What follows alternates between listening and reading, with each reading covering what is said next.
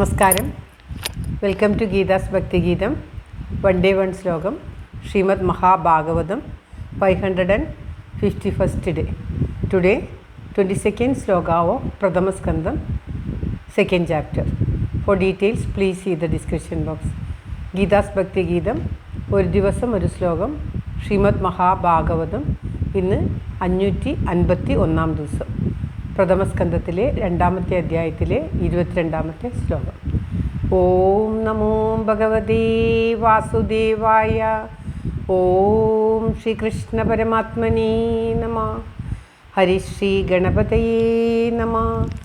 അവിഘ്നമസ്തു ശ്രീ ഗുരുഭ്യോ നമഃ. ഓം തത്സത്. കൃഷ്ണം നാരായണം വന്ദേ കൃഷ്ണം വന്ദേ വ്രജപ്രിയം. കൃഷ്ണം ദ്വൈപായനം വന്ദേ കൃഷ്ണം വന്ദേ പൃഥാസുതം. ശ്രീപരമാനന്ദനാഥനായി അദ്വൈതദീപമായി മോക്ഷേക്ഷു വൃന്ദമന്ദാരമായി കാരുണ്യവാരിധിയായി വിഭൂദേശനാം നാരായണൻ മമ മന്ദത മാറ്റണം. ഓം തത്സത്. ശ്രീമദ് മഹാഭാഗവതം പ്രഥമസ്കന്ധത്തിലെ 2ാമത്തെ അധ്യായത്തിലെ 22ാമത്തെ ശ്ലോകം. അധോ വൈ കവയോ നിത്യം ഭക്തിം പരമയോ മുദാ വാസുദേവേ ഭഗവതി കുർവന്ത്യാത്മപ്രസാദിനീ. ഓം തത്സത്. അധോ വൈ കവയോ നിത്യം ഭക്തിം പരമയാ മുദാ വാസുദേവേ ഭഗവതി കുർവന്ത്യാത്മപ്രസാദിനീ. ഓം തത്സത്. ഭക്തി, ശ്രീഹരിയുടെ ഭക്തിയാൽ ജ്ഞാനവും ആ ജ്ഞാനത്തിലൂടെ പരമമായ മുക്തിയും ലഭിക്കും എന്ന് പറഞ്ഞതിന് ശേഷം ഇപ്പോൾ പറയുകയാണ് വിദ്വാൻമാർ, അതായത് കവയോ എന്ന് പറയുന്നത് വിദ്വാൻമാർ, കവികൾ. അവർ എപ്പോഴും ഭഗവാനായ വാസുദേവനിൽ പരമമായ ഭക്തിയോടുകൂടി ഭഗവാനെ ഭജിക്കുന്നു. ഭഗവാനെ പരമപ്രേമത്തോടുകൂടി ഭജിക്കുന്നു. അവർക്കറിയാം തന്നിൽ തന്നെ ജ്ഞാനസ്വരൂപമായിട്ടിരിക്കുന്നത് ആ വാസുദേവനാണ്. അങ്ങനെയുള്ള ആ വാസുദേവനിൽ ഭക്തിയുണ്ടായാൽ, ആ വാസുദേവനെ അറിഞ്ഞു കഴിഞ്ഞാൽ, തൻ്റെ ഉള്ളിൽ തന്നെയുള്ള തൻ്റെ ആ വാസുദേവനെ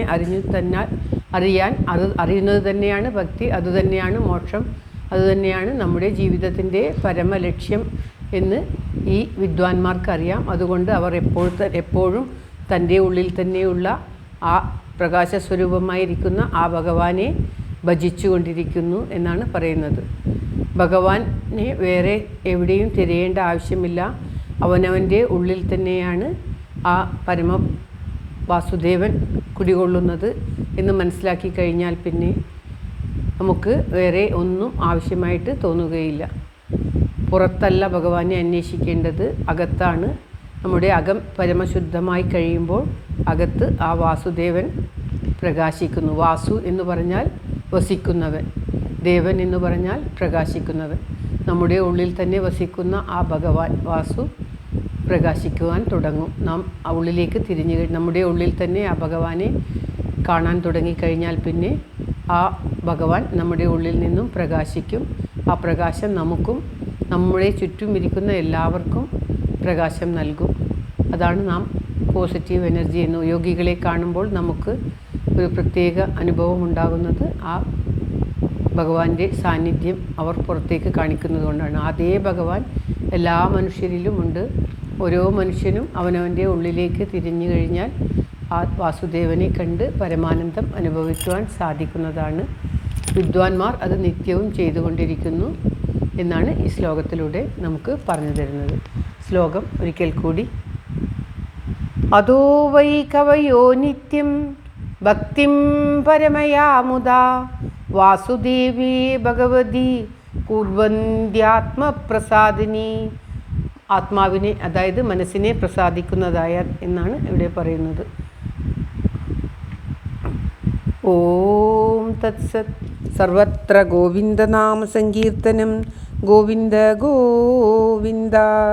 എല്ലാവർക്കും എല്ലാവിധ ആയുരാരോഗ്യ സൗഖ്യവും നന്മയും പ്രാർത്ഥിച്ചുകൊണ്ട് ഭഗവത് സമക്ഷം ഈ ശ്ലോകം സമർപ്പിക്കുന്നു. Geetha Rajan. Thank you for watching. All the best. Have A very very nice day. God bless you. ദൈവം അനുഗ്രഹിക്കട്ടെ. എല്ലാവർക്കും എല്ലാവിധ ആയുരാരോഗ്യ സൗഖ്യവും നന്മയും ഉണ്ടാകട്ടെ. ഓം തത്സത്.